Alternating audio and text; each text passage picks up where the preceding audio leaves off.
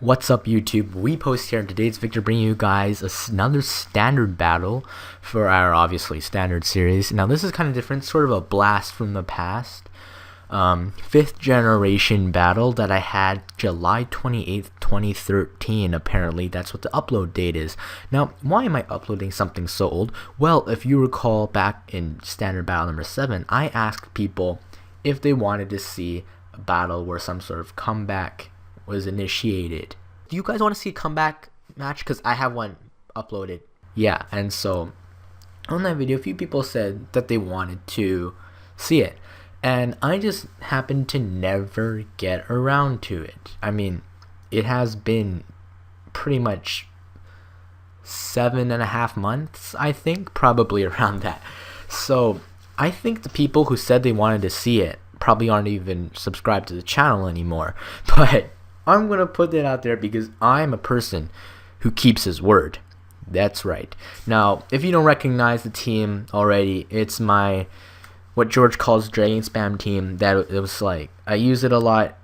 It's not the best team in the world, I'm going to be honest. And George said it sucked. I wouldn't say it sucked. I'd say it was pretty mediocre. But to go as far as saying that it was bad, I don't think so.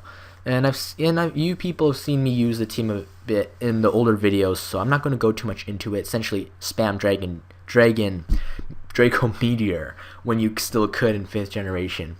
And my opponent's just using some awesome OU team. He's called Skills. So, let's get on with the battle, shall we? How do I start this? So he's going to lead off with Infernape as I lead off with Meladios, and seeing that I pretty much resist both of his stabs, I'm just going to stay and go for a Draco Meteor. That kind of demolishes this blob right off the bat. That is good. And he's going to switch out in this Ferrothorn. Not a big deal. I'm just going to stay in once more. Draco Meteor still does a 5th to him, though.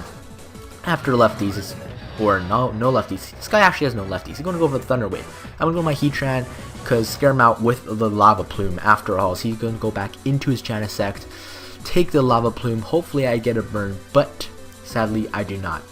Now here I'm going to switch out into any of my dragons. It's going to be Meladios because it does have the most special defense, and I'm free to go for another Draco Meteor. To be honest, I should have predicted this, went back into the Heatran, but if he predicted me to predict him, to predict me, to just do a lot of stuff, all this, pretend I said the word predict 1,000 times right there, it just would have been a mess. So I'm just a person who's very straightforward, so I go for the Draco Meteor. So he's going to bring Meladios now, as essentially we did the same thing that we did before, and I'm going to go for Protect first turn, first of all, just to see if he has anything that threatens me whatsoever. Turns out that he doesn't, and he has the Substitute. I'm thinking, it doesn't matter, I can roar him out. Now this is going to be kind of a technicality later on in the battle, as you will find out eventually. Now he's going to bring in XD here, and you turn straight out from there, bring his Infernape as I go for the Paralysis move. It is a new move that only Heatran can learn when it is paralyzed, and that is how it is initiated. Now I'm going to go into my Latios here, completely forgetting the U-turn actually, but he also has Hidden Power Ice, so I have no idea why I didn't stay on the first and probably thought I was Scarfed. But now that he saw how much damage my awesome Latios did, he was just like, meh. So here, I'm going to bring in my own Scarfed Salamence, go for an Outrage, take him right out, and now he's going to bring in Spike. He thinks, check this out guys, this Ferrothorn thinks that he can take my Outrage, when honestly, he actually couldn't. So he's going to bring in Blob this turn, and this Blob can't take my Outrage either. So yeah, but this turn, here's kind of a crucial turning point in the battle. I'm going to become confused here due to Outrage, of course, and I was just thinking, well, he has 3 Pokemon left. Do I need the Salamence for the Latios? Do I need it? Do I need this? Because it is a combining Latios, and the rest of my Pokemon are all special attackers. So I was debating whether I would need to keep my Salamence in there, and at that point, I felt like I didn't. I didn't feel like I have that great of a safe switch into any of my other Pokemon besides Hydreigon, which I didn't really want to do. And I felt Hydreigon could take on Latios by itself. So that was why I kind of let my Salamence die there, and I ended up regretting that later on in the battle. So he's going to bring in XD. and I'm just gonna go for Draco Meteor. Honestly, it could have gone for Dark Pulse or something there, just so that I wouldn't have to switch out. And right now, I'm beginning to realize the sudden threat that this Latios is probably going to become, mostly because eventually I'm not going to be able to roar him out once I take out the Rotom Wash. And so I'm just trying to think in my mind how I can get it so that I can take the Latios out before I can take the Rotom Wash out. Because once the Latios is gone, there really isn't too big of a problem. My Kyurem can handle this thing pretty well. I'm going to go for a Focus Blast here, just because it's sort of the middle ground, and a Draco Meteor I didn't want to switch out. Though to be honest, Draco Meteor probably would have been the better move, as I would have gone for the Draco Meteor. He would have been forced to go for a Dragon Pulse to take me out, and then I would be able to have a safe switch into my Hydreigon, which I would be able to go and, well, essentially fire away my Draco Meteor after Calm Mind. So here I go into my Hydreigon.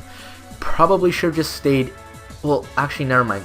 Switch was good, but he goes for Dragon Pulse here, and outspeeds me, which I find very surprising, considering that I don't know the base speed of Latias, which is why it surprised me. We can all be certain that it is more than 98. That's the base speed is more than 98. That's all that matters. But of course, I learned that too late. And now the best thing I feel like I can do is just trying to go for the Brave Bird, though, because Kyurem is just going to die to Stealth Rocks, and Heatran only has the Lava Plume, which a burn would be nice, but he does have the substitute. And here I'm just going to try to attempt to go for the Lava Plume, try to get the burn on here, because then I could potentially stall out this thing, though not really, because a burn is not the same as a Toxic. He still has recovery, he still has all those things. So a burn was really sort of a desperate last plea to have any chance of winning this game. Unfortunately, I do not, as the substitute kind of seals the deal. He's going to be able to just essentially just take out the rest of my team, and that will be the game. So speed this up a bit, as that the rest is just it's very sad. I suggest that all of you look away from the screen. So at this point, yeah, I realize it's GG. Type in my chat. GG, shouldn't have sacked my mans. Okay. So yeah, next week we are probably going to be doing another battle, obviously, another live narration, other stuff. And as to what we're going to be uploading next ever, I would think mainly the same thing as before. X and Y battles, kind of iffy, I'm not gonna lie.